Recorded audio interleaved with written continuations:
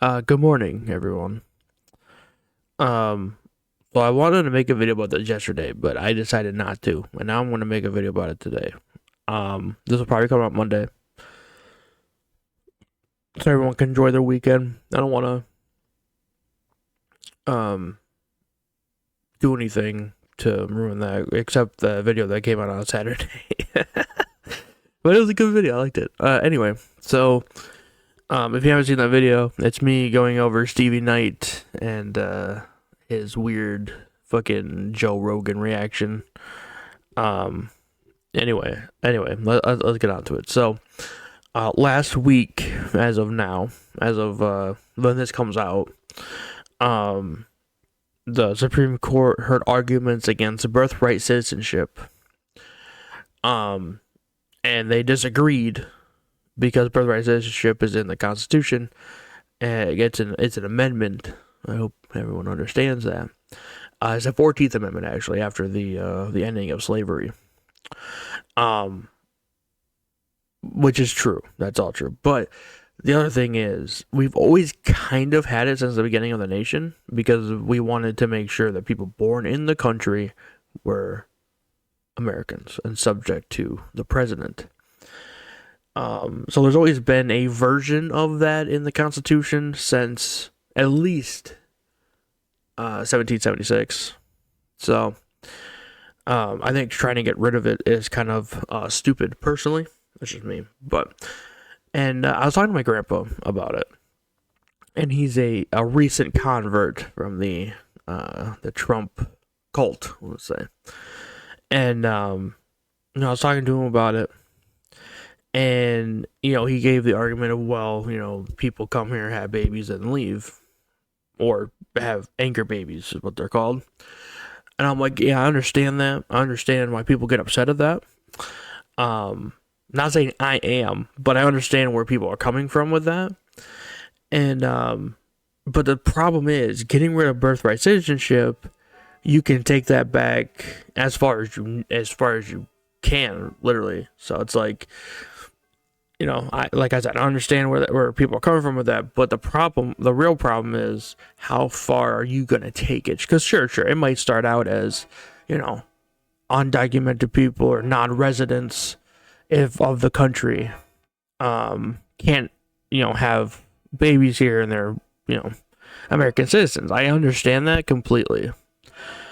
The problem is, what if Trump gets so upset, like the whole Marjorie Taylor Greene thing, where she went against him and for the Epstein files and pretty much made her, resign from the Senate or the House or whatever the fuck. I don't even remember what she was now. I never really do, so I don't know. But how far, you get mad at somebody, he's calling the Democrats all these, they're terrorists, they're not real Americans, and how far are you going to take that? Are you going to allow the Democrats to not be citizens anymore because you're upset at them? Are you going to take it away from Gavin Newsom? You're going to take it away from Harris? You're going to take it away from Biden? You're going to take it away from just, and take it away from the voting base too? Like, that's the thing. Like, even though I understand where people are coming from, you can't do that because they're so. It literally would it ruin the country. God forbid it was only MAGA in this fucking country. That would be awful. But it's like, I don't know. I don't think people really understand the implications of that. They really, or maybe they do, and they just don't care. I don't know, but I think that'd be a really bad time. I mean, Trump. I mean, his parent, I think it was his mom or his grandma or whatever came here from Europe illegally. I don't think they were documented at all. So I don't really think you guys really understand how crazy that would be. I don't know. Just think about it for more than 10 seconds. I think we can all hopefully live together. I don't know. While I'm on the subject of MAGA, I was actually talking to my grandpa the other day, and I think I finally changed his mind about Trump, which is good. Now, I'm not saying that he's not a conservative anymore. I'm not saying that. I'm saying he's not MAGA specifically. I think we all need to kind of reshape the way we're thinking about politics right now. Because like you have the Democrats, and then you have like progressive leftists, which is like a further. They're not all. I'm registered as a Democrat, but I'm not a huge fan of the Democrats, which I feel like is a pretty easy way to be a Democrat. But like, you have like Republicans, and then you have MAGA. MAGA is a different part of this, and my grandpa's still conservative, which it's fine, great, whatever.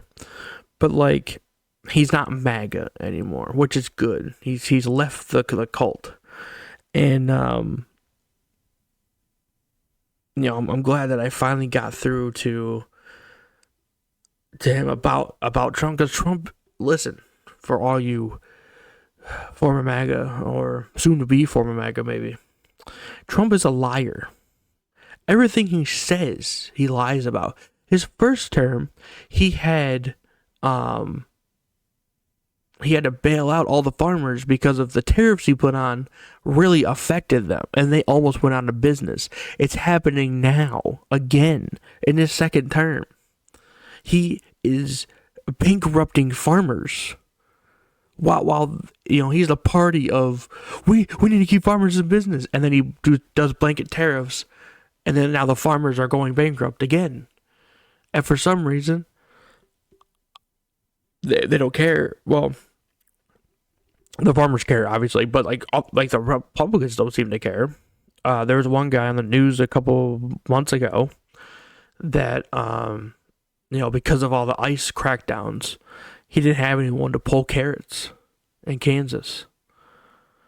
And he's like, I literally cannot get anyone to do this. And now I'm the only one that can do this. He's like, and I won't be able to do it. Because they're so scared of coming into work. Because they're scared of getting deported, or they're scared of being mistaken for being undocumented and getting deported anyway.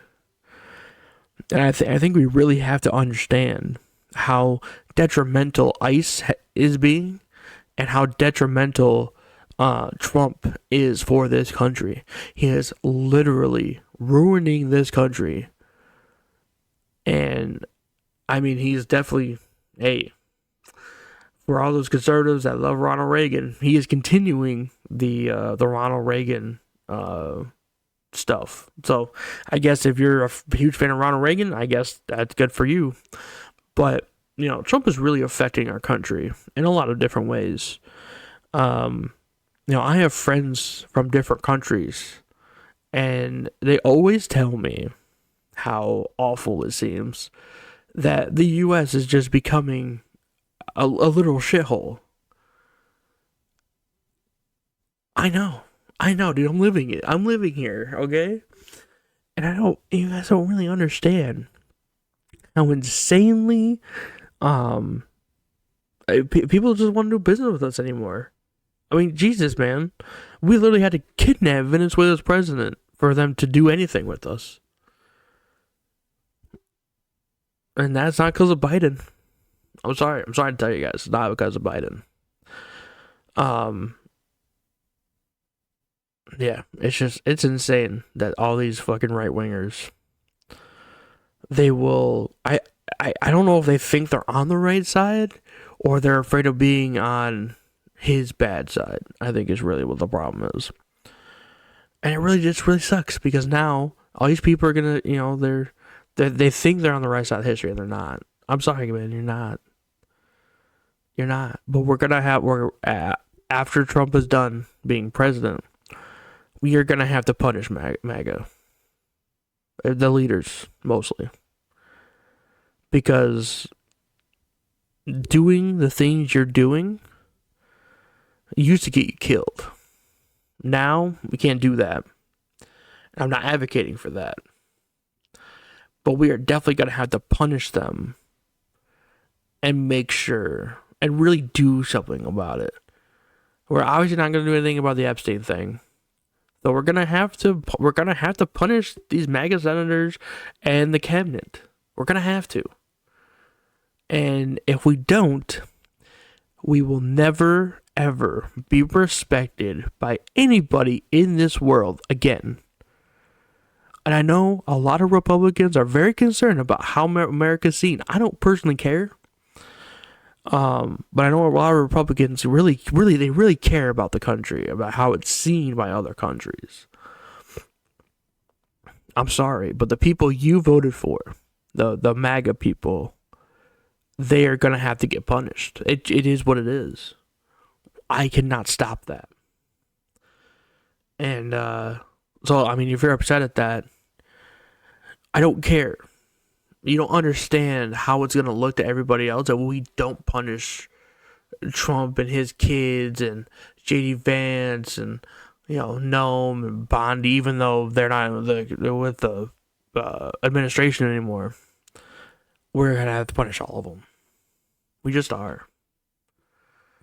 That's it. That's all. I just wanted to ramble about that for a little bit. So, have a good day.